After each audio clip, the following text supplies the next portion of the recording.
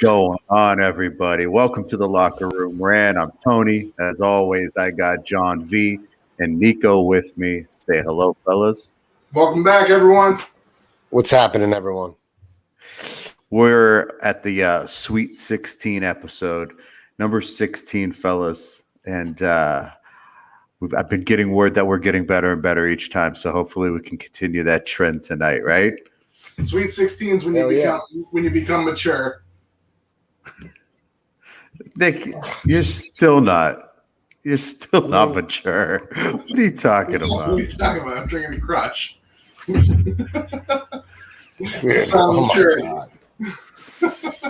As always, please hit subscribe down below. Show your boys some love. I think last time I checked, guys, we're at 97 subscribers. 3 more from the milestone. So hopefully tonight we can impress to get 3 more, and then we can hit that milestone. Maybe even tonight during the show. That would be a nice accomplishment. So we need to start off with preseason number 2. Just passed us this last week. There's some winners. There's some losers. We need to get to the both of them. We'll start with the winners from last week. First, John, you still don't think that there's a quarterback controversy? I've talked to you since. I'm here to tell you that there's a quarterback controversy. Okay. Mr. Trey Lance. I didn't get to watch preseason game 1 live for the 49ers. I did have a chance to watch preseason game 2 live. I think we were texting back and forth during that. And your boy looked good.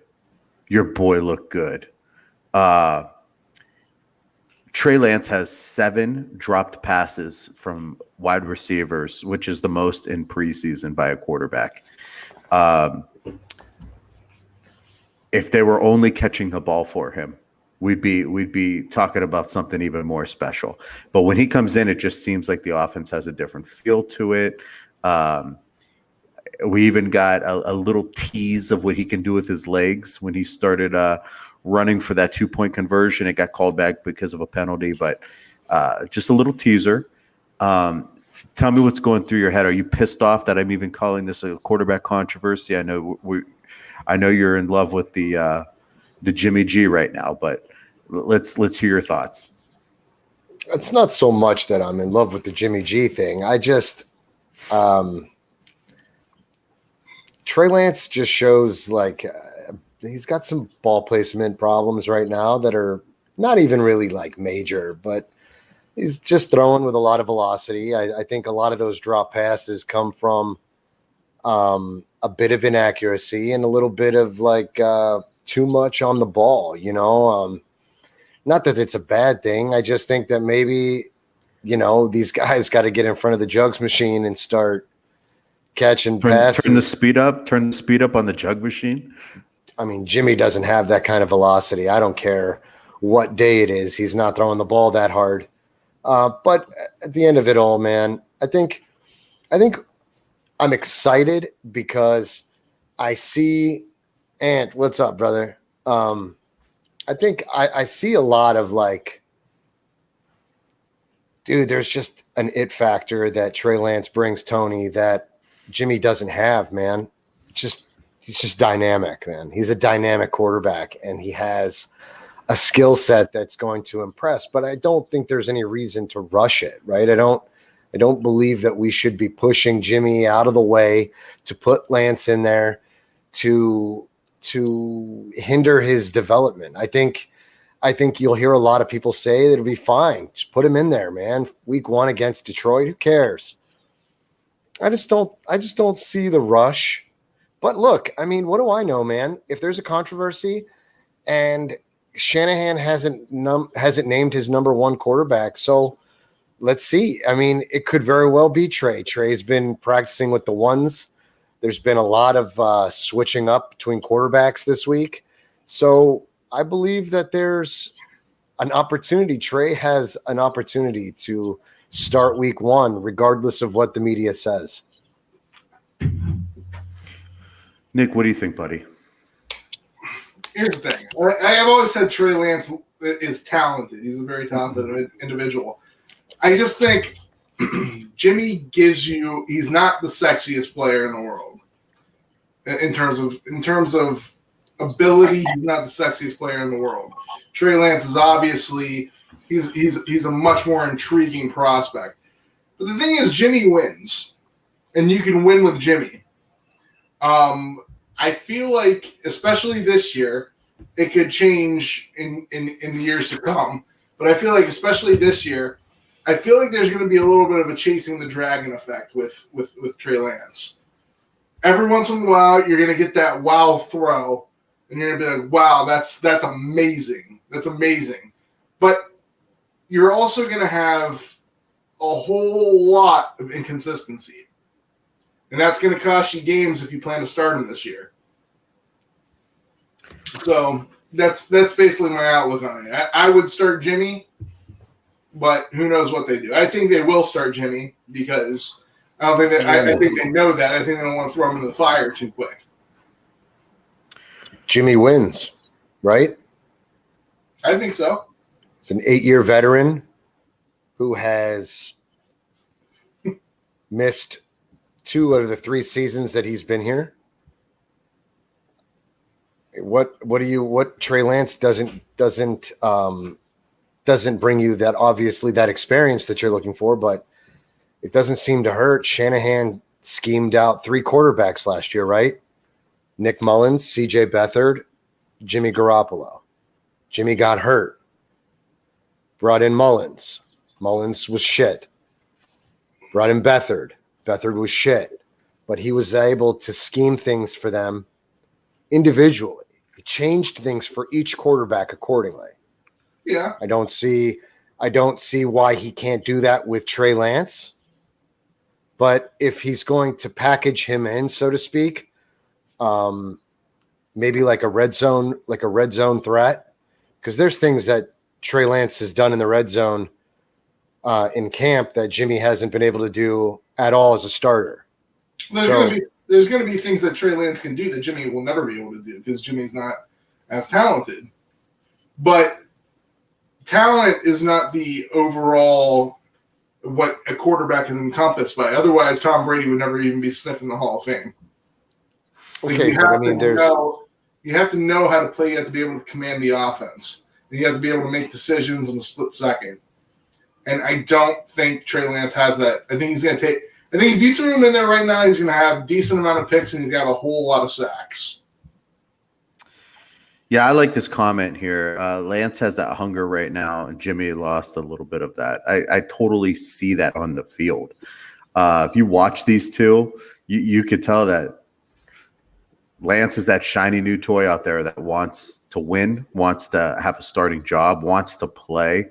And after all these injuries over the last few years, maybe Jimmy, kind of lost that a little bit. You would think bringing in this guy would light a fire under his ass like it kind of did with Aaron Rodgers last year, like it normally does with quarterbacks, veterans that when there's rookies brought in. But it doesn't seem like that's happened with Jimmy this year. It didn't seem to light that fire under his ass like it normally does for veterans when those rookies come in. That's just an outsider looking in. John, I don't want you pissed at me, so let's move on. Fair enough, bro. Fair enough. I want to talk about Big Ben. He was a winner on preseason week number 2. He threw 2 touchdowns, posted a perfect 158.3 quarterback rating, went 8 for 10, 137 yards in his first game action while operating with under new coordinator Matt Canada's new offense. He was bombing shit down the field. He looked like Ben Roethlisberger again. I think he did lose that a little bit over the last few years, but losing that weight, having a new offense coming in, his shiny new toy of Najee Harris in the backfield with him.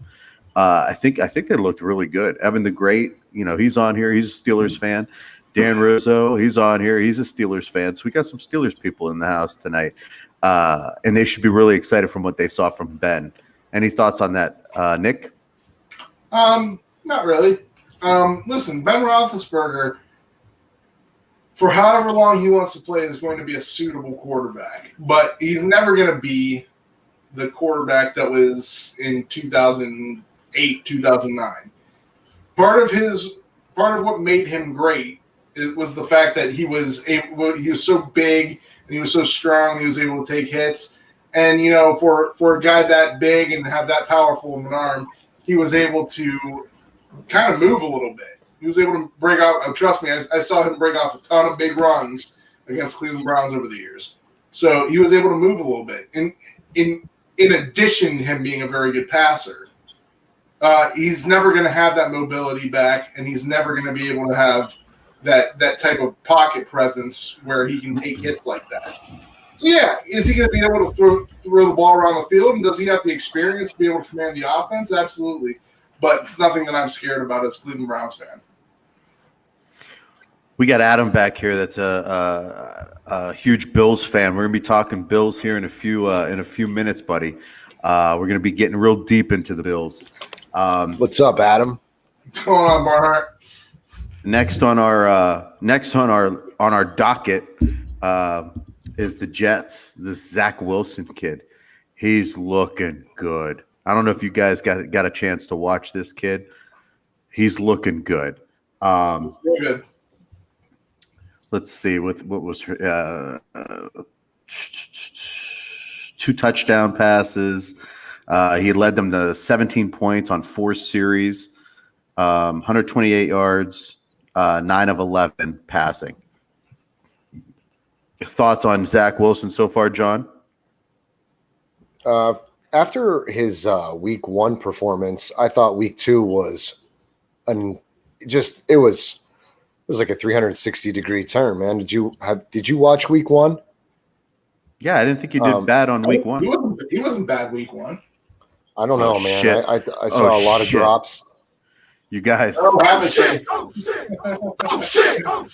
Havoc's back. My boy Havoc's back. What's up, Havoc? I saw the Green Bay game. He looked far better than he did versus the Giants, in my opinion. So I don't know, man. Zach Wilson, definitely talented thrower, man. I'm still happy that he's not a Niner. I didn't want Zach Wilson, and I did not want Mac Jones. But I got to be honest with you guys, man. All of these guys are doing great. The Jets, except for lost someone. There's one rookie quarterback. I don't know if we want to jump down to that, but I'm totally fine with jumping down to it.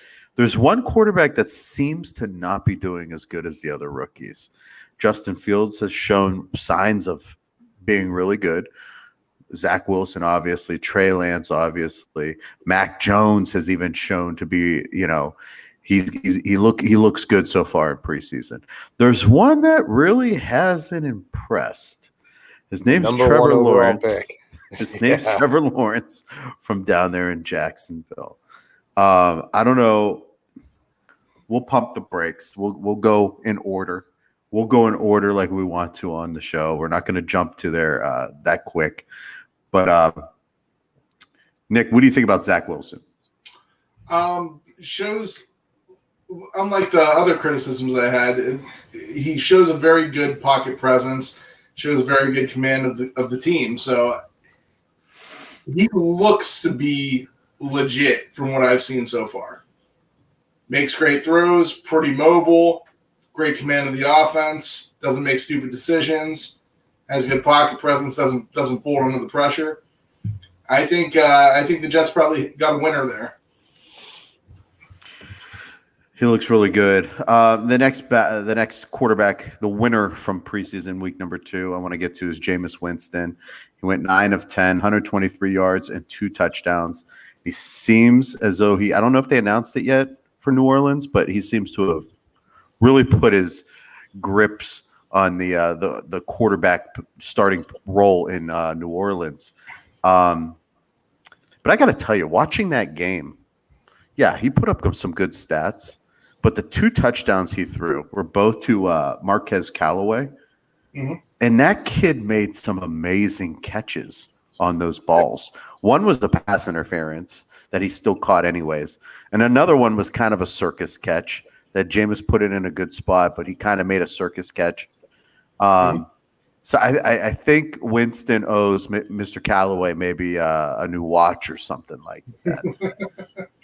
Any thoughts on? Go ahead, Nick, on Winston. Winston was the first overall pick. I mean, he's got talent. He's got the ability to do this. He's done it in games in the regular season before. The question is can he put it all together?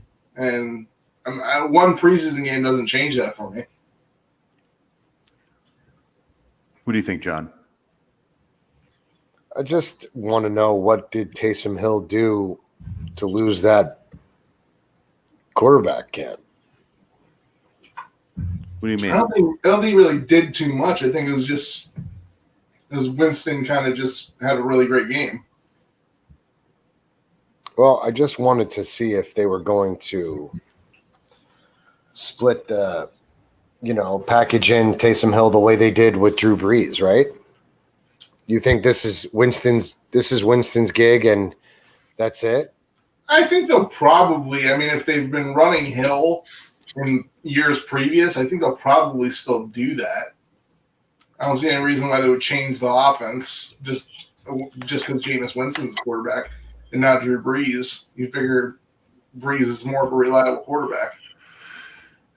Well, yeah, to Jameis answer Winston could also throw, I think Taysom Hill is I think the organization feels like he might be a little handicapped at quarterback. Like he's obviously brings a running dynamic to the game, but I think as a thrower they might think he's a little pedestrian on that. I mean, he had that 30-30 season where he had 30 touchdowns, 30 interceptions. But like Dan said, he did lead the league in passing yards, and he had over 30 touchdowns, which some years would win you the MVP. I think he had almost as many turnovers. He also had over 30 interceptions, which is ridiculous. And I remember watching that year. I watched a lot of Bucs games that year because I think I had Mike Evans on my fantasy team. And out of those 30 interceptions, I want to say it was a ridiculous amount of those 30 were returned for touchdowns, were pick sixes. I mean, it was terrible mistakes. But getting traded to the Saints, signing with the Saints, being under Drew Brees for, I think, 1 year. I'm guessing he probably learned a lot from Drew Brees about taking care of the ball. I saw a special with him. He was talking about how he learned from Drew Brees to just throw the ball away. It's okay to take a sack. It's okay to throw the ball away. He could have learned that from me. I could have told him that. Are you sitting on the toilet? You didn't need to learn it from Drew Brees. I can say, hey, you know what? You don't have anywhere to throw the ball. Just throw it away.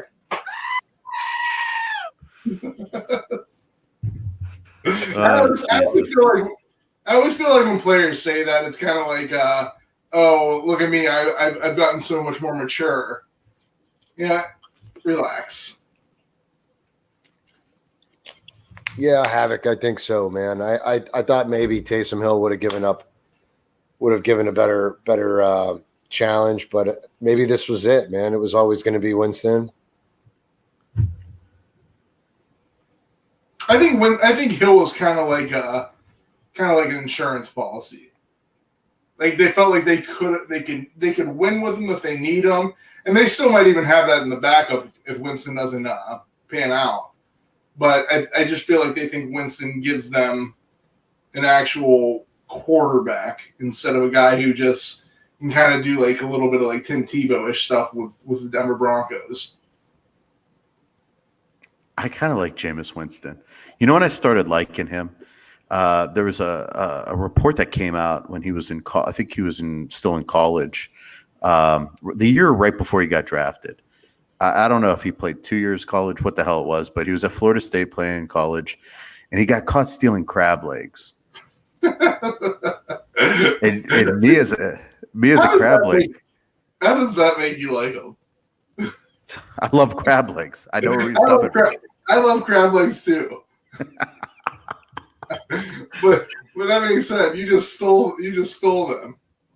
Probably increase the price of crab legs.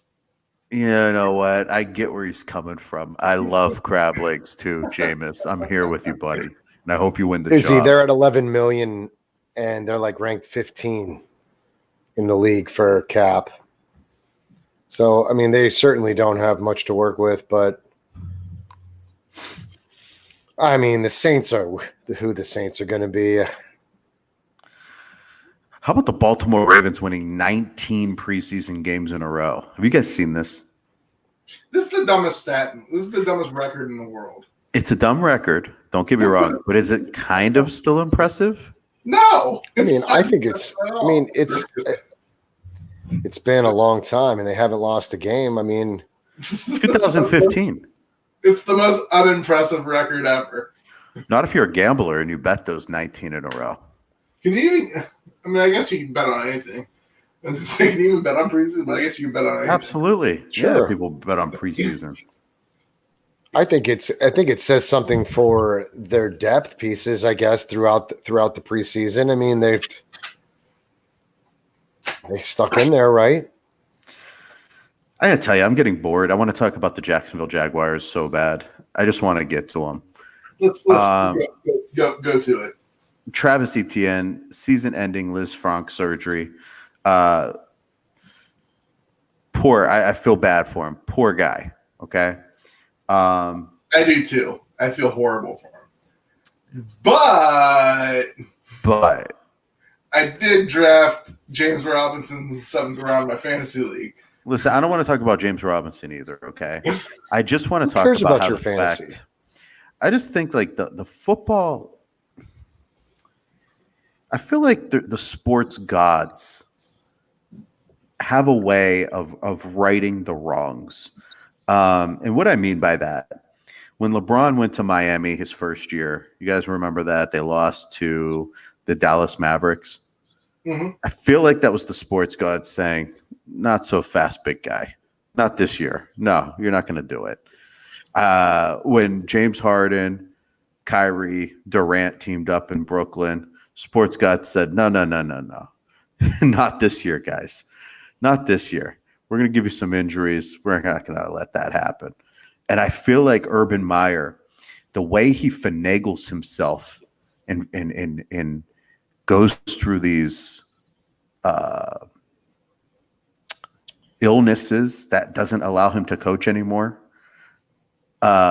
just so he could start getting to other places. It makes no sense. This guy, his timeline, how he was in Florida, he can't coach anymore at the University of Florida. He has this disease that causes him to faint, and he can't coach anymore at the University of Florida.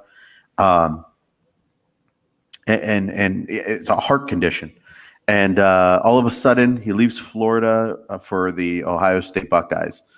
Oh, my heart condition was only in Florida. I could still coach. I could coach in Ohio. So he comes to Ohio, wins a national championship here. There's rumors that there's controversy surrounding him. All of a sudden, the heart conditions flare up again, and I can't coach anymore. I have to step down. All of a sudden, there's a Jacksonville spot open up. They have a number 1 pick of the draft. You know what? I can't coach college anymore because it's too grueling with all the recruiting and everything that you have to. But I think my heart condition can allow me to coach the Jacksonville Jaguars. So he goes down there. They have a phenomenal rookie running back last year. But what's he do? No, that's not my rookie running back. That was someone else's rookie running back. I want my own rookie running back. I'm going to go get my shiny new toy with Mr. Travis Etienne.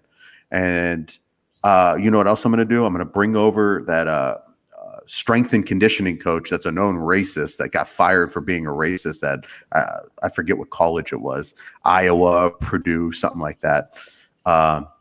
And you know what else I'm going to do? My buddy Tebow. I'm going to bring my buddy Tebow back to play some tight end. And then I'm going to draft Mr. Trevor Lawrence, my number 1 pick, the reason I came here. So I feel like everything is shitting on him right now. And it feels good. It feels real good. Nick, go ahead. I mean, here's the thing. I don't think anything's really shit on him because I honestly think James Robinson had a hell of a rookie year. I think that's undeniable. And I don't think they were really going to use Etienne in a way where he was really going to have like a dramatic effect on the offense this year.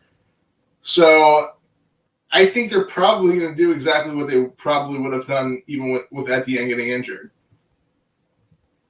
How Urban Meyer gets his jobs is kind of weird because, he really never had to leave Florida. And then he really never had to leave Ohio State. Could have just stayed at those places forever and just been fine. But it's always been weird to me. I was never a huge Urban Meyer fan. John? I mean, it's not like he went to a contender. I mean, he went to a team that was garbage. How he fares here is, I mean, let's just see what happens. I mean, if all goes well, Tony, you see him fail miserably. Nick, what did you say? Urban Meyer was never a good coach. He was just a good recruiter. What was your? In college, no, Nick always said he was a good recruiter, but that's irrelevant now. Yeah, in college sports, it's not about how great of a coach you are. It's about how good of a recruiter you are. And there are some guys that are just excellent recruiters. Nick Saban's a great recruiter. Obviously, Dabo Swinney's a great recruiter. Got coaches in the past, even into men's basketball too. Guys like Tom Izzo, great recruiters. Guys like Jim. These are all great coaches, dude. Yeah, great recruiters. Jim Boeheim, he runs the zone, but if you ever talk to anyone about his coaching style, he's very lax in coaching. But he's a great recruiter. He's able to pull people to Syracuse. As far as being a coach, Urban Meyer, I thought Urban Meyer, the year after they won the championship, he screwed up their what would have been the next championship that following year. Because Urban Meyer thinks he knows everything. He thinks he's the smartest person in the world when it comes to football. And he chose not to follow a winning formula that he was forced into by having to use Cardell Jones. He wanted to run it his way, and he lost, and he basically lost out because of it. All right. So my question was, why was he a bad coach to you? I don't want to hear about all the other bullshit. I just wanted to know, because I don't think I watch football games that he's coached in, and I don't think he coaches well in those games. Dude, they're a bad team. Like it doesn't take anybody. The Jaguars are a bad team. But every other team that he's ever coached, Ohio State and Florida, I don't think that he necessarily was great in coaching them. I think that he has had better players. We knew that he was going to come to the league eventually. There was always talk about Urban Meyer. I don't think so. Oh, I think there was games. You were shocked. I think there was games in college that he fucked up. There was when they had Zeke. When they had Zeke, I remember they had Zeke, and it was cold and rainy in November, and they were playing the Michigan State Spartans. And I think they ran the ball with Zeke like 15 times the entire game, when they should have just been force feeding the ball. He should have probably had 50 rushes that game, and he had 15. Because Urban Meyer wants to run that spread offense, and he wants to win his way. It doesn't matter if the win's served up you on a silver platter. He wants to win his way. I don't see that in Jacksonville. I mean, I think you need to take that. He has to scrap that if he's going to succeed in Jacksonville. He won't do it. Which I don't even know how they win 3 games this season.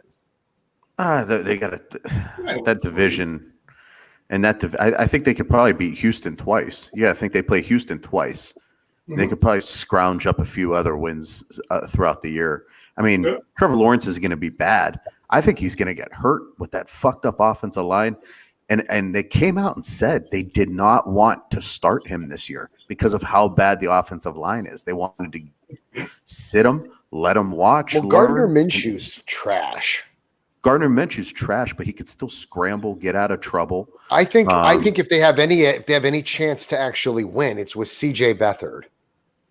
No, I don't think CJ's the. I think they came back within the fourth quarter with CJ Beathard. Nick, I think he threw for 2 touchdowns and a 2-point conversion. Are you talking on the preseason against the 4-string defense?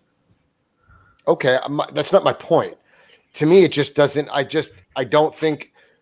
Is CJ Beathard a former 49er? Yes. Yeah, and a former starter. I mean, it's not like the experience isn't there.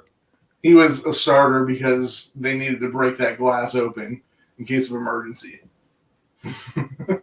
I mean, at one point, CJ Beathard kept us in games. We just lost at the end of every damn game. You can't, as a 49ers fan, you can't just throw the name CJ Beathard out there, John. Listen, just because he's on a fucking roster. Just because he's on a fucking roster. But it just, to me, honestly, moving the ball, he seemed to do it better in a preseason game than the Golden Boy and Gardner Minshew. Minshew has actually won games in this league. Like, Minshew actually had a pretty good rookie year. She's right. It's just first of all, Minshew's not a good quarterback. He's one of those quarterbacks that can be a starter, but probably should be a backup. How many games does Jacksonville win and we can move on? I think Jacksonville probably wins 4 games. I tell you that they can win, that they win 3, and you shake it off like it's like oh, they're going to win more than 3 games, and you get them winning 1 more than me. I think you said I don't. And you might as well just say they're going to go fucking 8-8. I think you said they don't. I don't think they'll win 3, which means you think they win 2 or less. Can't go 8-8. 3 at best. Oh yeah, 17. I think they 17. Beat the. I think they. Can we? We need to address something else right now. What the fuck is going on with Deshaun Watson? Does anybody know what is going on with Deshaun Watson? I have absolutely no idea. I heard rumors. I heard rumors that the Dolphins were trying to trade for him, and Roger Goodell put a stop to the trade. I honestly haven't heard shit about Deshaun Watson. He's not on the commissioner's exempt list because he hasn't been convicted of anything, right? I know, but I think the FBI's got. I think they said recently that the FBI has their hands in this now. Oh, I'm sorry, Nick. Are we boring you? Son of a bitch! You son of a bitch!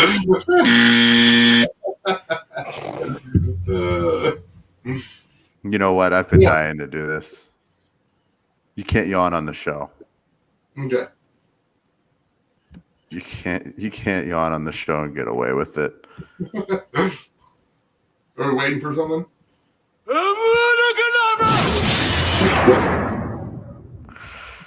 That's my new one. Nick's gonna like that. Oh man.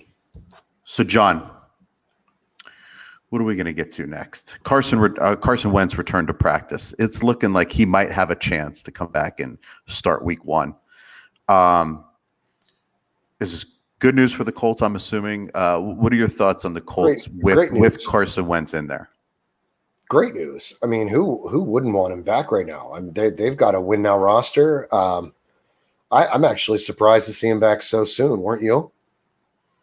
Yeah. He was supposed to be out till week 5 or something like that. They said. Could have been out. Do you think they're rushing this at all? Do you think they should at least step on the side of caution for a little bit, at least? I think they're definitely rushing it, but I think it's great. I think they're definitely rushing it, and I think he's rushing it because he doesn't want to lose this job, especially who's their backup? A couple rookies. Yeah, I was gonna say, I was reading something about that, and it had a name that I've never even heard of. And I was like, man, there's a chance that I don't know how good this person is, but it looks like they're in trouble if they don't have Wentz. Can we talk about how you just got Voldemorted out into penalty box? Don't you ever Ivana Kadabra me ever again. It's Jacob Eason. That is Jacob Eason is the backup. And I actually think that we were hearing good things out of their camp with Jacob Eason. I don't know if that's something that shook him up and he rushed back out. But, I mean, regardless of what he wants, the trainers would still have to sign off on all this. So the team doctors were okay with it. If Wentz is good for week 1, I think it's a little – it's probably a good game. I mean, who do they play week 1? Seattle? Yes. Okay. I mean, look, you want your starters out there. I don't know. Let's see. I mean, at the end of the day, Carson Wentz is your starter, and I think it's a good thing for Indy. So how many millions of dollars did you guys have on your? I mean, you say it every fucking show. How many millions of dollars did you have out on your injured reserve last year? We had over 90 million on IR. I think the only reason why you heard me repeat that so many times is because that's a fucking astronomical number. I think all of that 90 million that you had on IR is following Robert Saleh right over to the Jets because they have guy after guy going out, especially on defense. Jesus, dude, he can't shake. I mean, maybe he Gerard was the Davis. one bringing us the. Yeah, Gerard Davis, linebacker, is out for 2 months. Defensive end Carl Lawson out with a torn Achilles for the whole year. Defensive end Vinny Curry out for the entire season with some kind of rare blood disease that he has going on. And that's 3 huge parts of their defense right now. So maybe Robert Saleh was the jinx that you guys had. And by getting rid of him, you'll get some of those guys back and avoid some injuries this year. Nick, I don't know if you've heard about. Let me know if you've heard this name so far in preseason. Malik McDowell. Yeah, he's actually. I believe he got drafted by the Seahawks. From where? From where? From the Michigan State University. Thank you. So he was a second-round pick. Had a bunch of potential. Kind of flamed out. Had some legal issues too. He had an ATV accident, if that's what you mean by flamed out. ATV accident that got seriously injured on it. Oh, okay. An ATV. I didn't even hear. It was like 50 million. I take that back. It was 50 million. 90 sounded ridiculous. That was a stretch. Like 50 some $million on IR with like 14 players. I mean, either way, that's just ridiculous. Go on. But yeah, so Izzy, I mean, he kind of put it all there on himself. I guess he had some legal issues too. Saleh's carrying over some bad juju from the Niners. What's up, Izzy? Yeah, I guess he had some. Legal issues as well. Just wasn't in a good spot. Got cut from the Seahawks, I guess, and somehow got signed to the Browns. To the Browns team this year, and I guess he's been showing out really, really, really well. He got a sack last preseason game. From all accounts, they think that he may actually make the team and actually be a pretty good contributor on the team. He's sick. I remember him in college. He was unbelievable at Michigan State. I couldn't believe he slipped to the second round. But he did. Went to the Seahawks, like you said. He had that ATV accident, and I've been hearing reports that he is just killing it at Browns camp. Yeah, I was watching something. I think I want to say, did Conklin go to Michigan State as well? Yeah. So they were interviewing Conklin, and he's like, dude, this guy's amazing. He's amazing. If he, they're like, from what we see, he's got his head on right, and if he has his head on right, he's gonna be awesome for the team. So I'll take what Conklin says to heart. I'll be happy about it, and we got a solid contributor for that type of price. Hey, why not? Need all the talent you can get. Nick, did you see this message from Izzy? I'm sorry, Melissa. That's better. I haven't earned that right yet. I asked for permission last week and it was granted. I don't know if it was just granted for the 1 week, but maybe I should probably clarify that. But you haven't asked for permission, nor have you earned it yet. I don't feel like I've earned the right to even ask. Can we talk about the Buffalo Bills? Hold on a minute. I need Izzy to go into – can you look this up, Izzy? Find out exactly how many players the 49ers had on IR through 16 weeks last year. I feel like the number was somewhere around 70, maybe more, with Weston Richburg. I feel like we had a ridiculous number, like maybe even 30 players through 16 weeks on IR. I feel like only something 4 or 5 mattered, though. What? I feel like only 4 or 5 really mattered. Out of 30 fucking players, only 4 mattered? 4 or 5. What the fuck are you talking about? Jimmy? Do you know how many fucking players? How many players did I just say? There's 11 motherfuckers on the field. If you have 30 people, 30 people on IR. If there are 30 people on IR, this is fucking easy math. Even for you, genius. Jimmy Garoppolo. Okay. George Kittle. Debo Weston Samuel. Richburg. Whoever the fuck that is, your center. They just found out his name. Coleman wasn't he?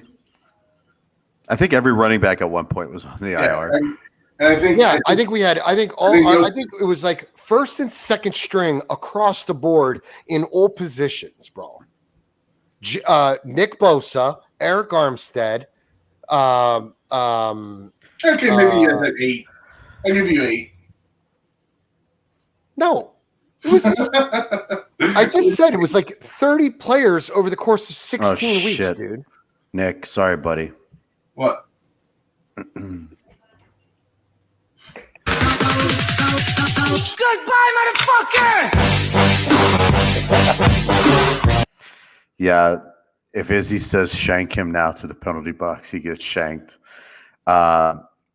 So, John, it was a lot. It was a lot. It was a lot. Nonetheless, we're not going to blame Salah for it, but I mean, you can't turn your eye that, I mean, a little bit of that crazy shit followed him over there to New York. Hey, keep it the fuck over there, buddy. That's what you should be. Yeah, thank you. Goodbye. Appreciate you, but I mean, it was exhausting. I got news for you. I'm ready to talk some Buffalo Bills, buddy. Look at you, Nick. Hey, that was for Izzy. I don't know about you guys, but can we talk some Buffalo Bills finally?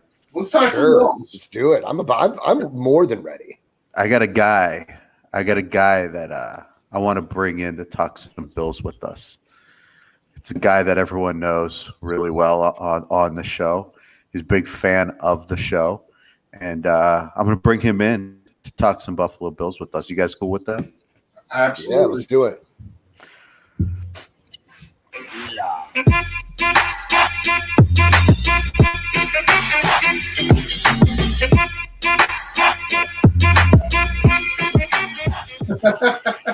What's up, Mo? We got Mo Sully. Hey, Alexa, stop. How do we like what? Hey, Alexa, stop. Sorry. Oh, Alexa, stop. What the fuck are you doing over there? You're already pissing me off. Apparently Nick's name is Alexa because he's responding. You're gonna get closer to the camera. What are you doing, buddy? I'm relaxing. Okay, relax. So first I want to talk about how you switched from a very, very serious Pittsburgh Steelers fan to a Buffalo Bills to a giant Buffalo Bills fan. Can you talk about how you kind of transitioned through that? Go ahead. Yeah. First off, Thanks for having me on the show, guys. I'm excited to be on the show. Long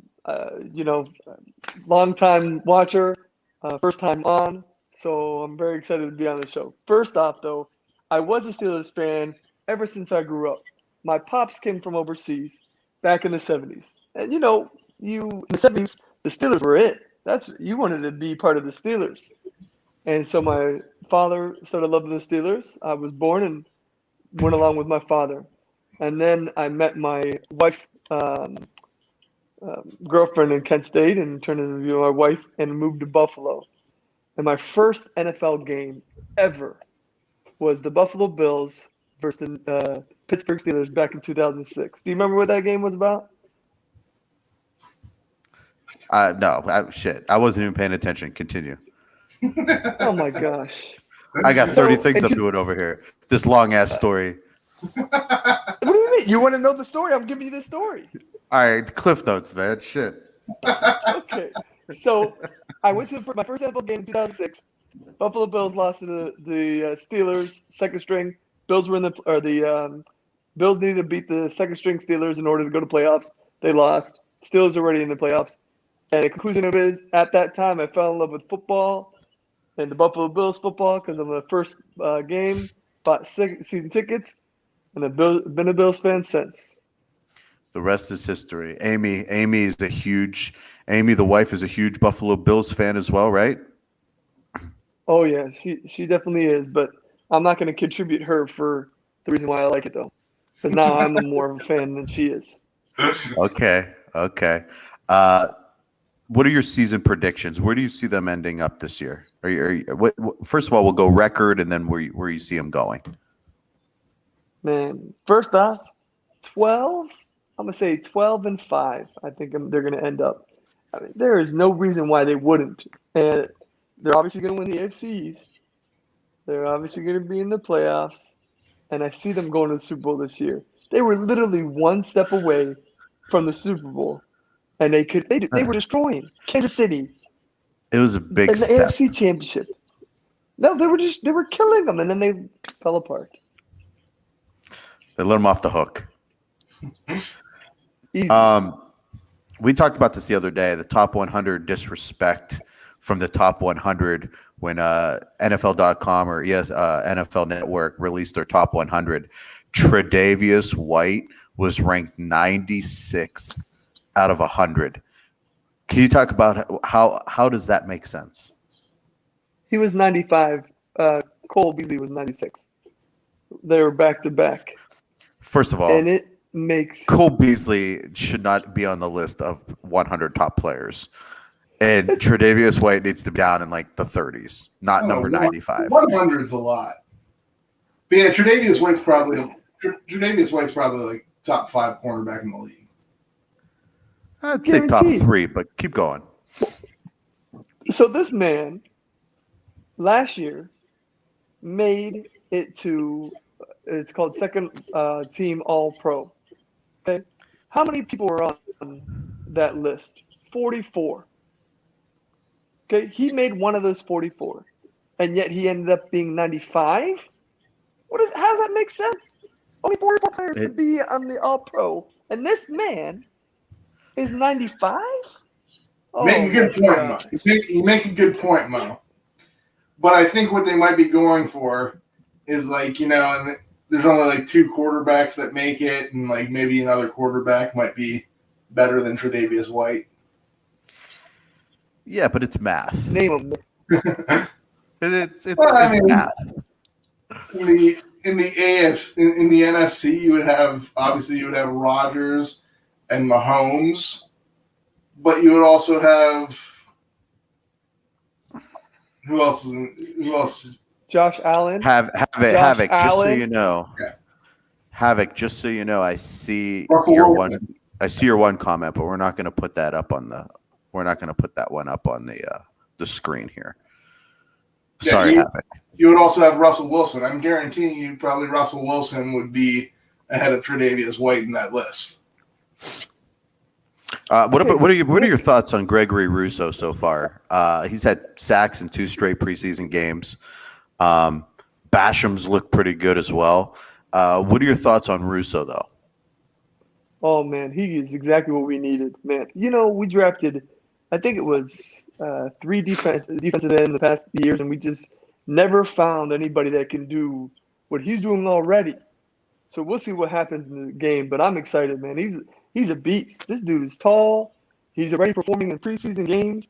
I mean, I can't Mo, wait. I told Tony at the draft, he was not too stoked about that pick. He was kind of like, he was looking for, I don't know what he was looking for or who he was looking for. But when they took him, I was like, I wanted Travis Etienne. he did. That's right. Yeah. And actually, I think we did a show, and Tony mentioned that. I can't remember, but I am so glad to see him. I mean, I know it's preseason, but I think it was a phenomenal pick at the time, and it was a great pick. I think you guys are going to be excited with him. We needed that. I mean, that's the one thing that was holding us back from last year. No pass rush whatsoever. No pass rush. You can't. I mean, I don't think it was non-existent. I mean, you guys did make it pretty far into the season. I mean, also an AFC Championship game. So, I mean, he could help you guys get over the edge, though, right? Yeah. I'll tell you what. Barnhart makes a good point. That Mitch looks good as a backup too. Does look good. He needed the fuck out of Chicago, and now Mitch is ready to go. That's because Nagy glass is in a case fucking of emergency. garbage coach. He's gonna fuck up Justin Fields' career too. He's a garbage coach. Yeah, I hope Mitch does well after Bills. Have you heard anything about Emmanuel Sanders? I feel like he went to Buffalo, and I haven't even heard his name since he's been there. Is he healthy? What the fuck? Yeah, I heard him. And, is Tony freezing? Oh, yeah, there he goes. Yeah, so the only thing I heard about him is that he prefers blue cheese over ranch on his wings. He doesn't. They don't really talk about him, and he hasn't played in the preseason. Josh Allen just got named the starter this weekend, so I'm assuming a lot of the starters are probably going to play this weekend, tomorrow, or on Saturday. So I'm hoping to see him because he could be another crucial slot receiver that's going to help us out tremendously. So they haven't really talked much about him though. Not injury-wise, he's not injured. So, in what order do you have your receivers, Mo? It's got, of course, Diggs. That's a gimme. Right. I have Diggs, to give Beasley, Sanders. Mm-hmm. You got a Davis. Gabriel Davis. Who's Isaiah fit? McKenzie. Isaiah McKenzie. Now, is there anybody on the bubble that you think isn't going to make the 53? They keep Isaiah McKenzie just got hurt, and they just picked up that Redskins receiver Sims, and they just signed him. So I'm assuming Isaiah McKenzie's injury may have been a little bit more than what they're mentioning. So I feel like Sims. They're going to stash him on the practice squad. You think they'll stash McKenzie on the practice squad and bring up Sims? Yeah. Or keep Sims? Yeah. I mean, I like Sims. I actually drafted him for fantasy last year because he got a couple TDs. So I'm a big fan of that. So Cole Beasley and a few other individuals, I think a few other receivers, I forget McKenzie and I don't know who else are being close contact. So they're on the COVID list after the trainer tested positive. So after being so in the media and so in everyone's face about this COVID vaccination, not getting vaccinated, anti-vaccination, do you see Cole Beasley after this changing his perspective on that at all? Or do you see him still sticking to it? I got to tell you, no matter what you think about the vaccination, I want the whole fucking team to be vaccinated so we don't have to go through this bullshit. I mean, can everyone just – I don't care about John. I don't care about Nick. I don't care about you being vaccinated. I want the whole fucking Buffalo Bills team to be vaccinated because I want no setbacks this year. Could you agree with that? Sure. Yeah. I mean, does anybody really want to be? Does any one player want to carry on the burden of a? Lost. What were they saying? Like you guys would have to forfeit a game. The players could have to pay some of the losses. I mean, who the fuck can even swing that kind of money, bro? You know how much money that would cost? That means that you have to pick up the bill for every player that couldn't play. That's every game check. That's crazy, dude. I don't know that any of those. I don't know if any of those were actually set in stone. Correct me if I'm wrong, though. Did you guys hear something along the way that players would be held responsible for the loss? I heard something right. about The the specifics. Please, if anybody in the chat knows any of the details that what could potentially cost a player, that could cost the team to forfeit a game, provided they got sick, let me know. But can I tell you one thing about the Cole Beasley thing real fast? You know, Sure. this man did not do – he's Cole Beasley. So it's not like he has millions and millions of followers. But he made one tweet. But, of course, that one tweet then gets picked up by every national media. And it gets blown into this bigger proportion than what it really is. This man made a decision. And I'm not disagreeing with you. I think that I just want the players to be able to play, and we don't have to go through all the ups, down, left, and right. And at the end of the day, the NFL is a business. So if the business says you have to do this, in order to be part of that business, you should have to do whatever they ask you to do. But that being said, I think I follow, and I think I agree. To be honest with you, I mean, healthcare workers, regardless, had to be vaccinated. My wife was forced. My wife was forced to get her vaccination, whether she wanted it or not. Everyone she works with is forced. Everyone in healthcare is forced to get vaccinated. So your employer can say everyone needs vaccinated. I think the league has faced so much scrutiny. I think the league has faced so much that they can't just be like, "Hey, you have to follow what we say." You know what I'm saying? I mean, I don't want to get into the controversy, the owners are doing it. The owners are doing the it. owners. You got the Raiders. Barnhart said he's high as giraffe's ass right now.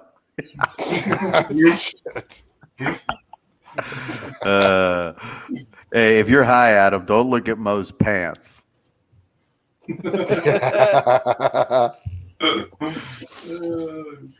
Hey, just to get off this COVID bullshit talk, we got a little too political with that just now. And I'm sorry that I took us down that rabbit hole. But how about Andre Smith's hit on Justin Fields? Did you guys see that? Oh my God! I thought he died. I thought his head fell off for a second. I thought like his face took the blunt end of a face mask. I mean, like his helmet popped off and his whole face was contorted sideways by the face mask. It was insane, dude. I thought he was seriously injured. I thought it was pretty fucked up.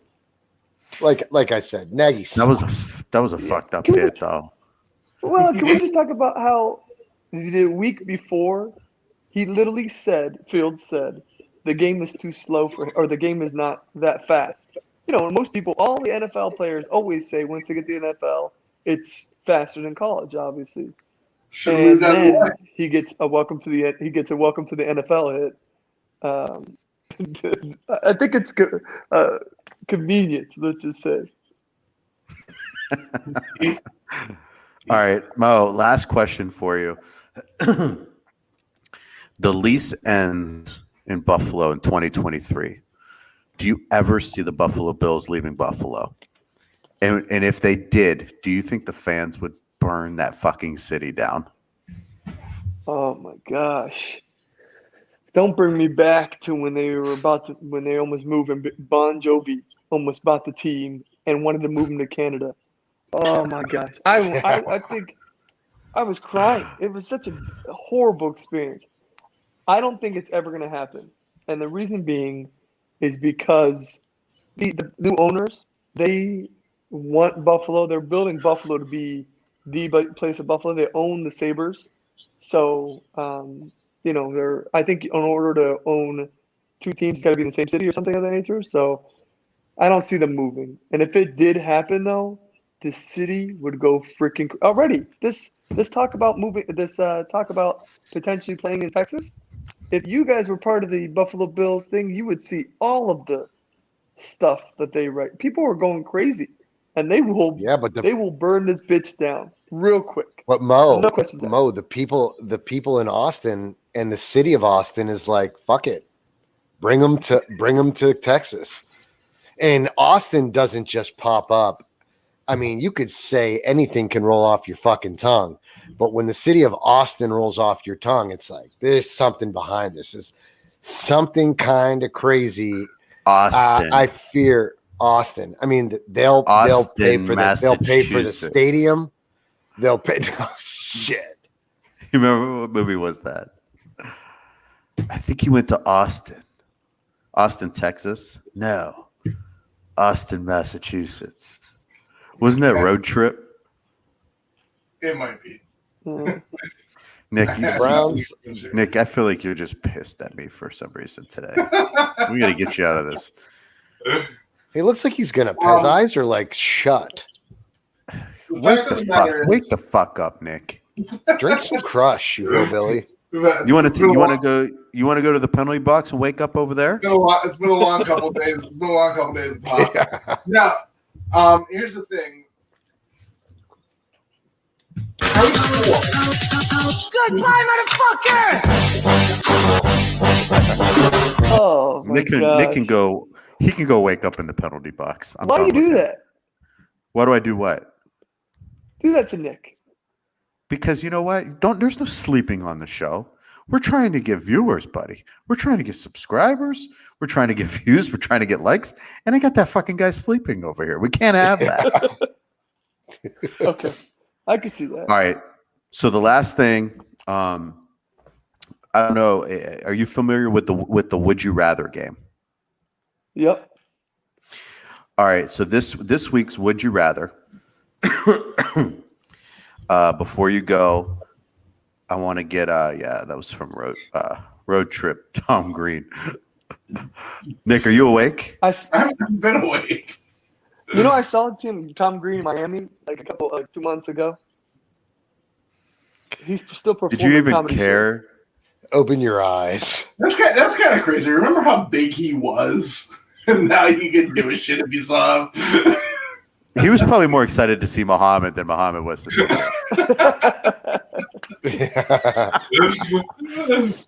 All right, so for this week's Would You Rather, it's kind of dark. It's kind of dark this week's Would You Rather.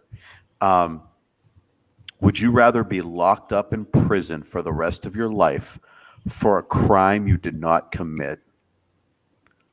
Or would you rather be stranded on a deserted island with only a volleyball named Wilson? Ooh, I'll be honest with you. I have pretty good skin. I'd be kind of scared in prison, so I think I'd rather stay on the beach alone with Wilson. So you're going to be able to do all that Tom Hanks Castaway shit. You're going to be able to build a fire with some rocks. You're going to be able to catch a fish with your hands and all that. Yeah, but if you think about it, Tom Hanks didn't know he wasn't inherently able to do that stuff. You know, it first showed him like having to like scrounge around and like figure out how to build that shit, and then all of a sudden you like fast forwarded, and all of a sudden he's throwing a spear and getting a fish. Oh yeah, I could definitely do that. Guaranteed. That's not even that bad. I don't even think it's that big of a deal. I don't even think it's that big of a controversy. Any day of the week, the island. Well, I can definitely do that. I have no problems in that. So you're choosing the deserted island with the volleyball named Wilson. Yep, I may name a different name though. I don't know about Wilson, but okay. It has to be named Wilson. There's no other option. I guess Nick, I'll leave on that. Nick, you're going with the deserted island? It's not even a question. I don't even think. I think that might actually be refreshing to go on a deserted island.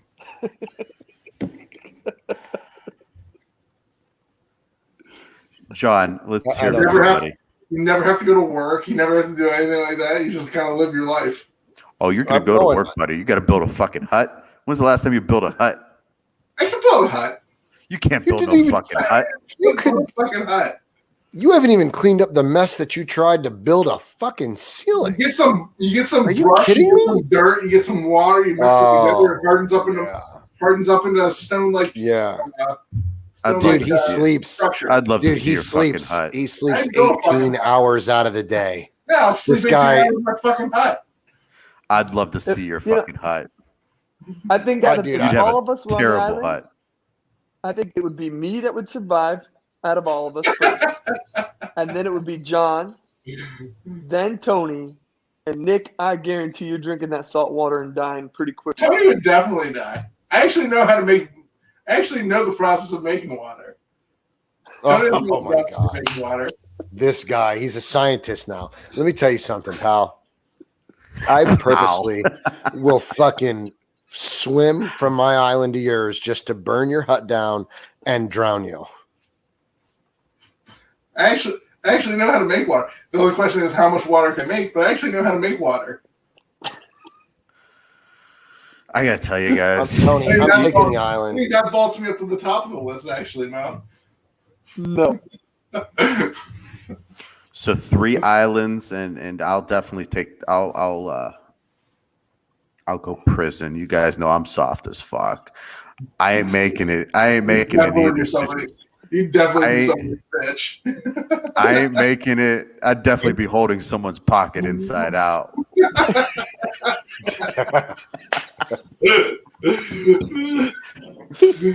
I got news. I ain't making it 2 days. I ain't making it 2 days on the island. Probably ain't making it 2 days in the prison, but at least I get to eat for those 2 days. This service Eating of something else too, chow. though. You know what? Fuck it. All right, so we got everyone's going Everyone's going island. everyone's going island. I'm Hell going yeah. I'm going prison. So that one was too easy. We'll make sure to come up with a better one for next.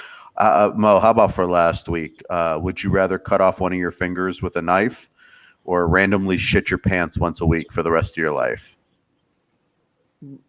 Randomly. Oh man.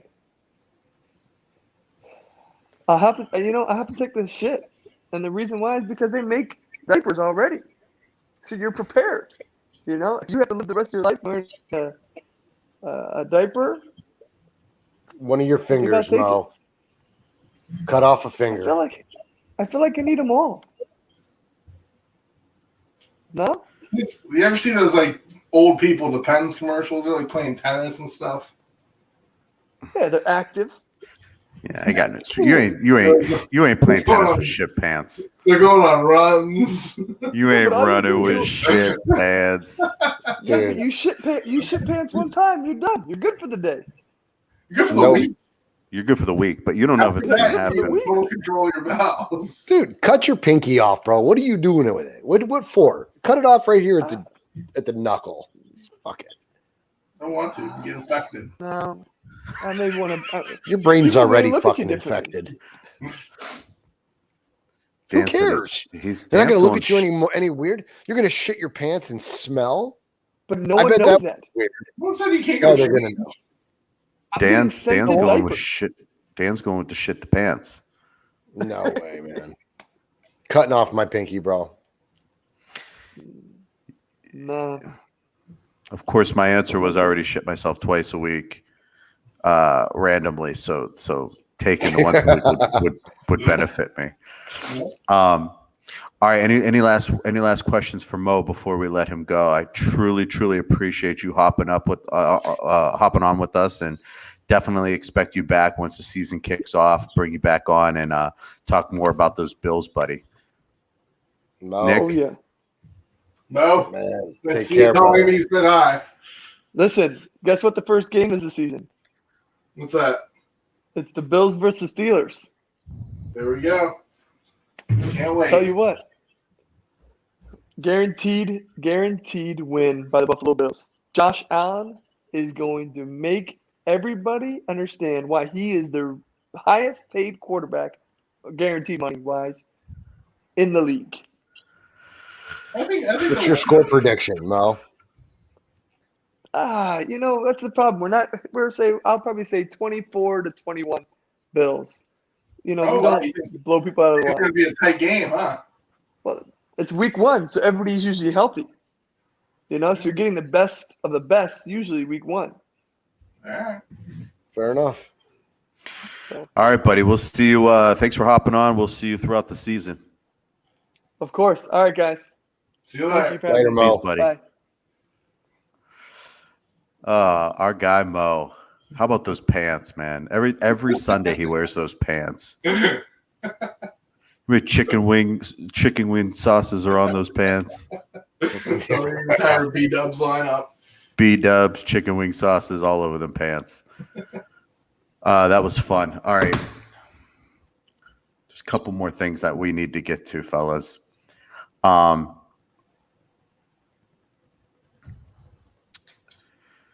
Did you guys happen to see that Field of Dreams game that the baseball does? I saw parts of it. I did not watch the whole thing. The one that was in the the field? concept of it. Yeah, it's like It's the actual cornfield. cornfield in Iowa, and they have two teams that go and play in that game. I think it's a pretty cool concept. Would you agree? It's a pretty cool concept. Was it how many fans were there? No, I mean, it doesn't hold that. A couple thousand. Okay. But pretty cool concept, right? Yeah. So I was thinking today, why doesn't the NBA have like a Rucker Park game? I think that would actually do well. It kind of reminded me, what that reminds me of? Like, remember, hockey? Like, I know we don't talk hockey, but remember when they had, those outdoor games? They still have those, the Winter Classic. Yeah. Like, that's pretty cool. It's something different, Yeah, why doesn't the NBA just go out and go to Rucker Park and they can have real referees and shit? Like a real game. Just have it played at Rucker Park. Wouldn't that be pretty sweet? Yeah, that would actually think that would be awesome. The logistics might be a little hard to accomplish, but what do you mean by that? Like, just get how many fans would you let in? How would you get people to Rucker Park? I mean, it might be hard to get people to Rucker Park, parking wise and stuff like that. I'm just talking about actual logistics of having an event there. I mean, even if there wasn't a lot of fans, say there's a couple hundred fans just outside the gate or whatever, and in the bleachers, but just made it I think it would be a pretty cool thing to watch on TV. No, it would definitely be cool to watch on TV. I think it would be awesome. Or maybe have it oh no, they can't do the All-Star game there, but just something I was thinking about. I think I thought of that one on the shitter today. So compliments to the shitter for that one. LeBron. I think they should have a game at the youth center. Giannis should have to play. Giannis should play at the St. Demetrius Youth Center. Home of the Warren Goyami team. LeBron tweeted out today, watching Hard Knocks makes me wish the NBA had that. After him tweeting that out today, is there a 100% chance the NBA starts having a Hard Knocks going forward? Without a doubt. Yes, Yeah. I agree. I don't even know if it would. The thing about Hard Knocks is it's better for football because there's a lot of players, there's a whole bunch of dynamics going on. Basketball, it's there's 10 dudes. You're basically following 10 dudes. I for whatever reason, I don't understand your logic whatsoever. It's the inside scoop of what the team does, how they prepare. I mean, it's when the Browns were on, all it was Landry cussing and yelling at everybody every week. Yeah, that's not true. There was they were following around a 4-string quarterback. A lot of fun. Yeah, I mean, There's a lot fun that was. Oh, I loved it. We were following around a fourth string quarterback and his girlfriend to a flower They had what's his some face? lame ass zoo. What's that dude that just made headlines? Carl Nassib, when he got drafted, he went to Taylor Swift concert. Like that's the type of shit that was on Hard Knocks. All right. A lot of fun. I'd rather see an NBA team. I'd rather be on the inside of that. That'd be more fun than following around some fourth string quarterback. I'm not saying it couldn't work. I'm just saying this is the dynamic of Hard Knocks. Listen, if LeBron says that, it's going to happen. I promise. There's going to be some type of Hard Knock show next year in the NBA just because that guy says something and things happen for whatever reason. Izzy, you're absolutely right.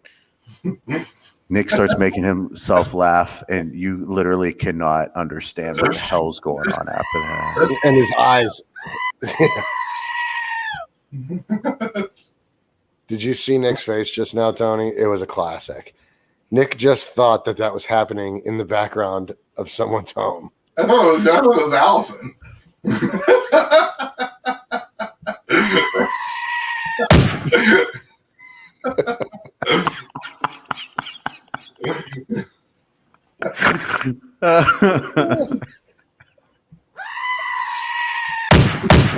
I thought you did something. I could go all night. This is so fun. I love this. I love this show. Oh my God. Ronaldo to Manchester City. Holy shit. You guys don't understand what this means. Or maybe you do. I understand. Maybe you do. Maybe you do know what this means. I think it's great. I think if he keeps moving, it's great for soccer, bro. Let's do it. They're going to make it work. I bet you any money they make it work.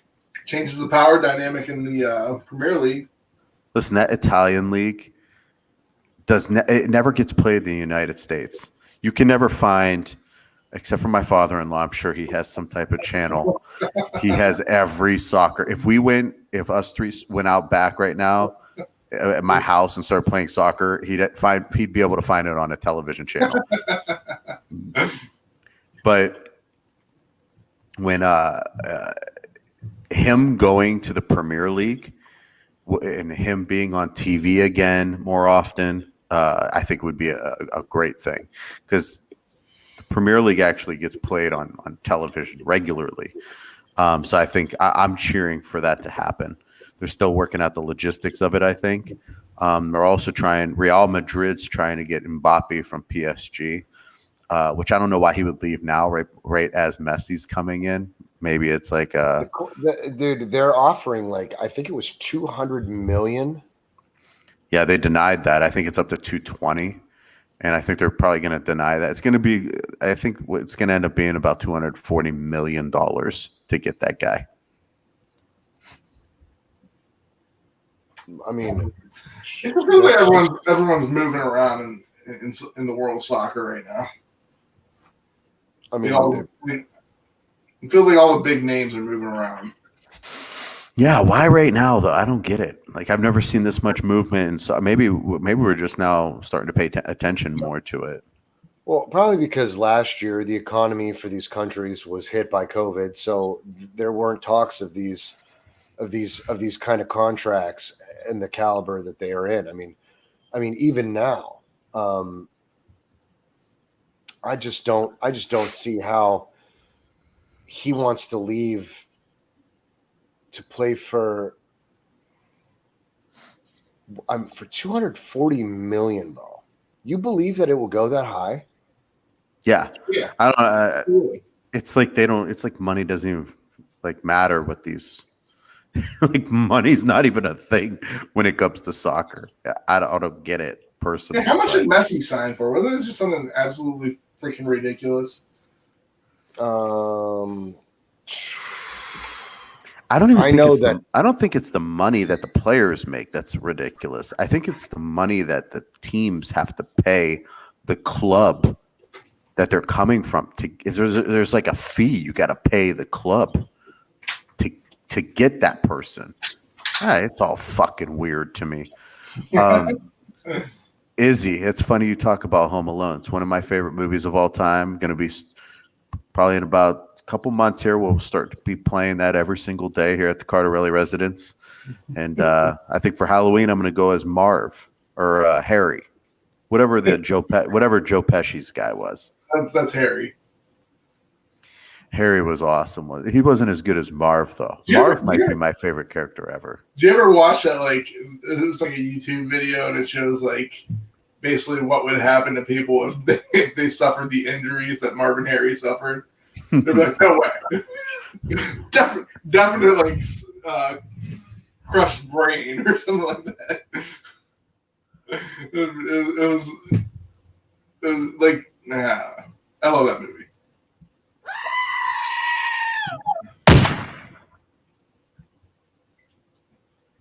John, you're muted, buddy. God damn it. They're going to be contenders again, Adam, I think, man. They didn't lose much. I think they're going to contend again. I think they still have the same really good kid, don't they? They do. They have their core is solid. I mean, they could totally repeat. I mean, the program is the strongest it's ever been in the history of the school. So I think the sky's the limit for these guys. It'll be they went there. They went there last year, lost, went back, won, and now they stand to contend again. Really great. Beat the shit out of them too. Like that was a revenge game of all revenge games. The first game they were a little bit. They looked a little hesitant. I watched that game. And they were overwhelmed, I think, by the opportunity. And then the second time around, bro, they just like the opportunity came to them and they snatched it, destroyed them. Phenomenal. Really happy for them. I was, the first one was in Columbus, so I went to that game, and I was talking a lot of shit. I had like my Howland gear on. Christina works with a kid that went to the same high school that they were playing, so I was talking shit to that guy, and they ended up losing. So then this year came. That same kid texted me, "Gonna beat that ass again this year." And I was like, "Oh, he's probably right." And then they murdered them. And I think that was what, like 6-7 months ago, and I'm still talking shit today. Man, it was well deserved.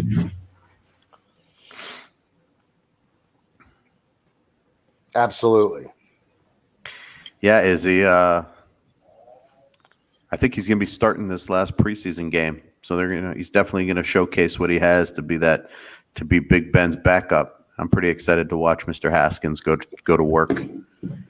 I just didn't like him in Washington. I don't think he liked being in Washington. I honestly don't think Haskins is ever going to amount to anything.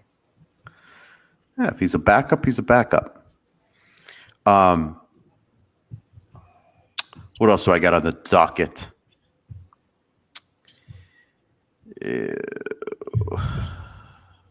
I mean, is there anything else you guys want to talk about?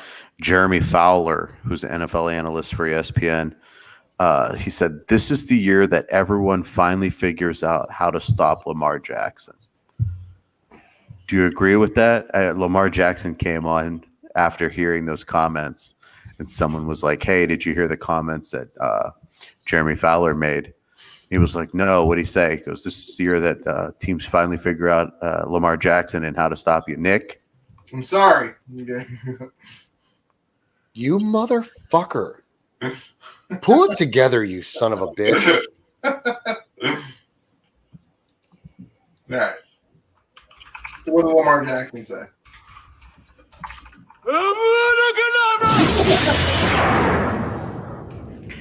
We can't continue having this kid yawning on the show, John. You realize that? Dude, I don't even know what to tell you. So Lamar Jackson came on. Lamar Jackson came on, and they said, "Hey, did you hear these comments?" And he looked in the camera. He was like, "No one's gonna figure out how to stop me." He's like, I don't even know how to stop me. Like, there's no playbook on how to stop that guy. He's a video game out there, and I I don't feel like think you there is would a have figured it out by now. figure what I mean. There's nothing like Like you put a spy on him, and you still can't stop him. I mean, he's faster than everyone on the field. There's just, I mean, there's really no rhyme or reason why. I mean, he can't be. He's just that good. No, there's totally a way to stop him. Teams have stopped him before. You just have to have the right personnel to stop him. Okay, some teams don't. Some teams don't have that personnel. but do you So you can't stop think, him. Nick? Do you think that he is a run-only quarterback? Do you think he lacks the ability to throw the ball? I don't think he lacks the ability to throw the ball, but I don't think he's necessarily proficient at throwing the ball. Well, I saw a stat. Tony, did you see that? They did a stat. It was a blind. It was a blind guy. It was a blind stat. Basically, it was like they took Lamar Jackson's stats and they put them up on one column, and then they put question marks on the other, and the numbers were similar. So basically, they said that Lamar Jackson, his throwing numbers were similar to Matt Stafford's. Okay. Well, I'm just trying to tell you that the numbers were pretty close. The figures were pretty close. I can't remember. It was on Fox Sports. I think it was the Herd Show, or maybe it wasn't the Herd Show. Maybe it was Speak for Yourself, and Joy was hosting. I can't remember. Nonetheless, that's actually pretty impressive because he actually can throw the ball. No, he really can't. He can't throw the ball downfield very well. Oh, you fucking jerk off. He can't throw the ball downfield very well. I don't care what the stats say because the stats don't always tell the true story. He can't throw the ball. He can't. He's not. Stats are recorded numbers. Yes. They are. That's the way they track data. They use stats, you shithead. So stats matter. Stats matter, but they're not the only thing that matters. And stats can lead you in the wrong direction and believing what you're thinking. If you watch a game, you'll actually see that Lamar Jackson doesn't take too many shots downfield, and the shots he does take downfield aren't very accurate. He doesn't connect on them very much. Can he hit it open? Can he hit a guy wide open? Sure, but it's hard to out throw Hollywood Brown too. Yeah. I mean, if you're overthrowing that guy, you're really throwing that fucking ball downfield. Izzy, to answer your question, Sammy Watkins, from everything that I'm hearing, is that he is unbelievable in camp. The only thing with Sammy is he'll probably get hurt week 2, and you won't see him again till week 9. He'll come back week 9, 10, and be out for the rest of the season after that. I mean, you could pretty much guarantee Sammy Watkins is going to get banged up at some point of the year, which is sad because coming out of Clemson, he was unbelievable. He was DeAndre Hopkins. Remember when him and DeAndre Hopkins, I think they were on the same team, and DeAndre Hopkins came out the year before, and everyone was like on Sammy Watkins is nuts. Like, oh my God, wait till you see the Sammy Watkins. Next thing you know, DeAndre Hopkins just takes off in the NFL, becomes one of the best wide receivers, and kind of got out of that Sammy Watkins shadow. But I think Sammy, from all accounts, he's meshing well with Lamar, and I think he's going to do good things this year. All their wide receivers are hurt right now already. Who's that? Baltimore, Dan? Bateman, Brown, and Sammy all hurt. That sounds about right. It's going to be the Lamar show at the end of the day. He's just going to fucking call hike and just go video game on everyone till he gets hurt, and then their season will be over. Either way, the person he needs is Andrews. That's his main target. Andrews is his guy.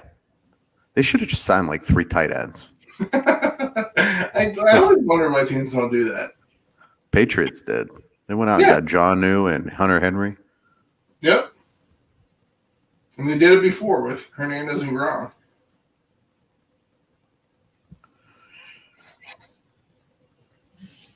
Damn, Havoc. He hates Lamar Jackson, huh? He's not a fan at all. Yeah, Hey, or just- should he? Dare you to find me just one over-the-shoulder throw near the sideline from Lamar. I actually believe he gave you something. He actually beat the Browns last year with a few good throws. They weren't really. I mean, they weren't the type of throws that Havoc's talking about. The type of throws that the type of throws. No, not the throws he's talking about, but they were throws. I mean, look, I'm not saying that Lamar Jackson is Matt Stafford. Matt Stafford put up numbers that are fucking unreal. I mean, they're unimaginable. I don't even think Lamar Jackson. I'm just I don't even think Lamar Jackson's Michael Vick. Like, I think Michael Vick was a more talented passer than Lamar Jackson. Michael Vick played in a different. He kind of played in a different NFL. If Michael Vick was playing in today's NFL, Michael Vick would be better than Lamar Jackson is. I think you accidentally said Bick. I might have, but it's Vick. do you care to correct? I mean, look at him just cashed I in. think I said Just Vick.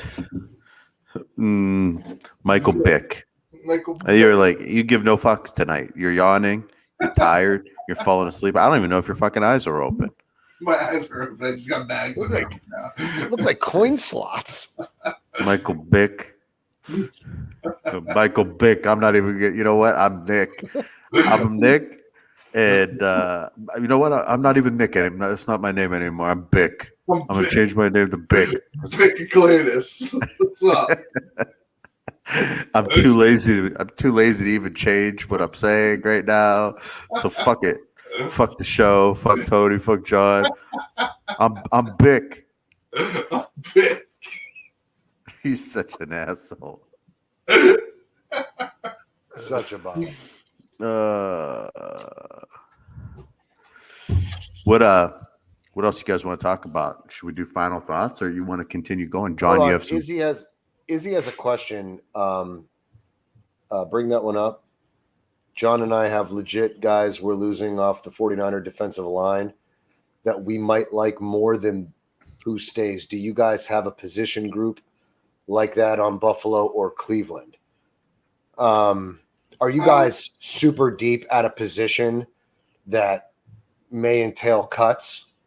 Yeah, so the Cleveland Browns are pretty deep at running back and wide receiver. There's a guy that has been playing out pretty well as a receiver in the preseason. He's been catching everything that's been thrown to him. I don't know his first name, but I think his last name's Davis. He's been playing very well, and might not have enough to keep him because we just might not have the spots for him. At running back, we got Chubb and Hunt, but we also got Dearness Johnson, who's been playing pretty well and actually filled in pretty well for us last year when Chubb got injured. And we got Felton, and trying to think of the guy's name. Yeah, the other guy that you're trying to think of just lit it up in the preseason last game. Mm-hmm. King? He was. No, it's not King. God, I can't think of his name. But anyways, I think he was like a pick from the Rams like a year or two before, and he Johnson? No, not Dearness Johnson. I want to say Curry, but I know that's not right. I'll think of it here. But yeah, he's been playing out pretty well, and we're not going to be able to keep all those guys. So yeah, I think I don't know why, Havoc. Why do you suppose? I think that's gigantic for Myles Garrett. The addition of Clowney is huge. Why would they cut him? I mean, I think Clowney's going to be fine. I think he's an upgrade over Olivier Vernon. I mean, are you saying that he'll what he? I mean, I think that he found his home. I think he's happy in Cleveland. He kind of sucked with Tennessee, if I remember. He played. I don't think he was really I anything. don't think he sucked. I think he was actually pretty good, but it wasn't what you would expect a number one pick to be. I mean, that was many years ago at this point, wasn't it? Yeah, it was a long time He ago. made all pros. He was an all pro. John Kelly. John Kelly's that running back I was talking about. Yeah, he lit it up last preseason game. Mm-hmm.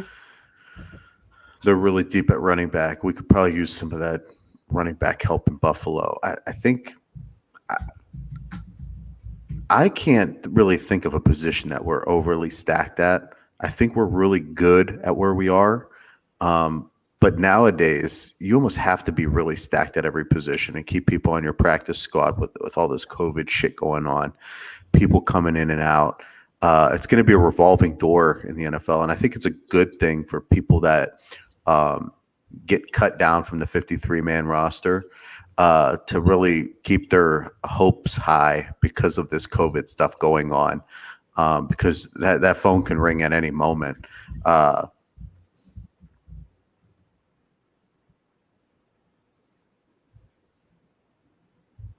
What is that? Is that a trash can? Vernon was trash. 5+ live channels. Did you talk about Olivier Vernon? Yeah. After he was paid in New York, how did Cleveland think it'd be better? Oh, I was. I thought he might. Is he still on the team? No, he's gone. No, I'm Is sorry. he, No, I think. you know what? I think he's a free agent. He's either injured or they cut him. I think they cut him because he was injured. So he's a free agent right now. Yeah. With like an injury settlement, Nick, or did they stash him? No, I think they just cut him outright. All right, yeah, she thinks so. So, wait, where did Olivier Vernon go? I don't think. I think he's a free agent. He's injured, so I don't think any team picked him up. Dan says went back to Minnesota. Oh, did he? Yeah, he's not. Last I saw, I thought he was still free agent. Oh, he said he just signed a few days ago. That Okay. that receiver I was talking about was Davion Davis. Was his name? So it's one of the guys that's been playing out pretty well that we might just not have room for. All right. Well, Tony, do you guys have anybody? Do you have any depth right now at any position that you guys that you're worried about losing, or when they trim it down? No, I got to be honest. I haven't been super paying attention to all the backups and shit. I've been following the starters, been following the rookies, but not really down on the depth charts as much as you guys have been. But as I far honest as to I God know, don't think, Tony, unless your team is tested in that depth, like I just don't remember the Bills really being devastated by injuries to the point where you would be so familiar with the depth. Izzy and I had no choice but to become familiar with the depth because we had so many goddamn pieces taken away from us that we're like, we're fluid with, we're so fluent with players that most people, like when I talk to Nick about depth pieces, like, oh, what John, these people, who cares about these people? It doesn't matter what they're doing. And they can do this and they can do that and they're trash and they suck. But I got to be honest with you. We have really, really, really become intimate with our roster, and the fact that we found so many underlying pieces that were actually studs. They are going to be, they could be starters in another team in the league. Yeah, look at you. Your eyes are finally open. Welcome to the show, you fucking dickhead. yeah. John gets really upset when like a 4-string wide receiver gets injured. Well, because he says, who was Weston Richburg? He was a bum. He wasn't a bum. That guy wasn't an all-pro. That guy wasn't like, I didn't even know who the hell that guy was. You guys got a much What better. the fuck is the matter with you? You guys got a much better center with Alex Mack. Yeah, we did. Bye. Have a great time. Mm-hmm. Mm-hmm.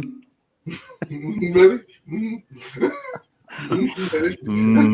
Not my Billy, I tell you that. Not my Billy. We're at 140, guys. We got to start cutting these damn things down. I have so much fun on here. I get it.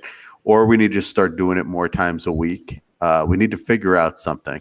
But the videos, we can't make them too long. We're trying to get subscribers, guys.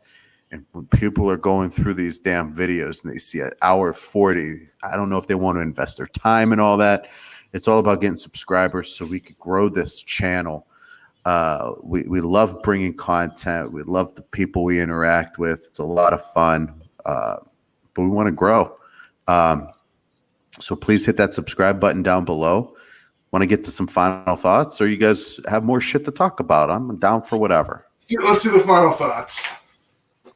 Oh boy, you seem way too cocky about it this week. You must have a good final thought. I do. Let's hear it. My house is in relative vicinity to a high school. It's Warren Harding High School.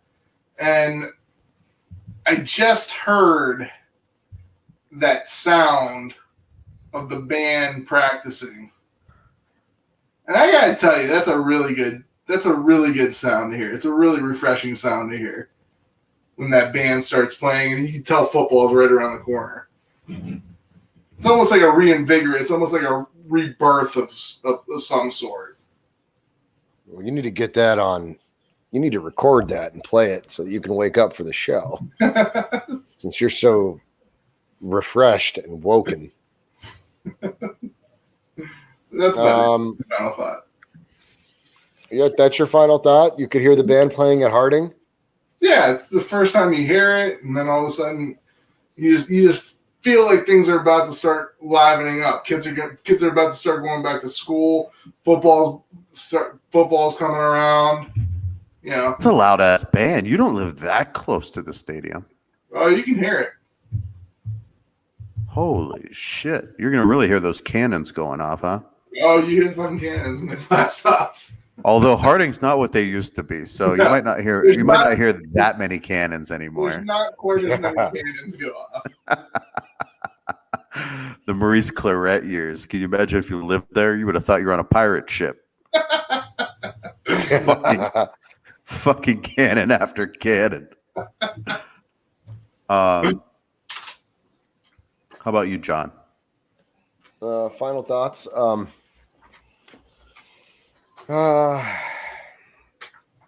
excited, man. We have two quarterbacks that could easily carry the 49ers into the postseason, and I'm thrilled. I really am, man. I'm not afraid of who starts. I don't give a shit. I think it's going to be Shanahan's decision to name the Week 1 starter, and from there, it's going to be great for 49er fans. That's my final thought, man. This quarterback controversy, Tony, I'm not even worried about it anymore, man. I'm just ready to go. I'm ready to watch the fucking season start, and I'm just ready for football. Well, we got like a few short weeks away, guys. We are getting there. We are getting there. John, I want you to put together the whole DraftKings thing that you were talking about. I don't know what that looks like on here. You said you kind of did something with it on a different podcast or something like that. But see what you could do for maybe next week's show to try to get that DraftKings thing going, so we could draft on our show. We're less than, I don't know, we're definitely less than a week, 5 days maybe from our fantasy draft. I'm looking forward to drafting with you guys in our fantasy league. I really want to try to get Bourbon Anthony on the show so we could talk some bourbons with him, hopefully before the season starts, which is only one more show. I think one or two more shows before the season starts. Yeah. My final thought is my final thought is Rory McIlroy, the superstar golfer, on Monday during a tournament. He took one of his golf clubs after hitting a bad shot and threw his golf clubs into the woods. And after his round, he was they were talking about. They asked him the question, like, "Why did you do that?" He's just like, "I'm really mentally and physically worn out from golfing too much." And I'm thinking, man, could you imagine if this guy played in the NFL or any type of grueling sport and not golf, where how mentally and physically strained he would be. So, Rory McIlroy, if you're watching the podcast, Rory, Go fuck yourself. go fuck Yeah, originally when you started saying that, I was trying to think of like an excuse for him, but then I was like, yeah, go fuck yourself. Yeah, golf too much. I don't feel sorry for Rory in the slightest right now. I mean, okay, so you're stressed out, then take a break, bro. That's it. John, I'd like to thank you for hopping up on with us. I know you're a little under the weather, so thanks for pushing through this episode. And last but not least, I'd like to give a shout out to the service members that are going through some shit right now in Afghanistan. We lost I think 12 or 13 service members. So prayers are with them and their families. And that's all I got. You guys have anything else? That's it. No, my thoughts and prayers are with the families as well. Let's go, guys. Episode 16 in the books. See you on episode 17. Thanks for watching. Hit subscribe down below. See you later.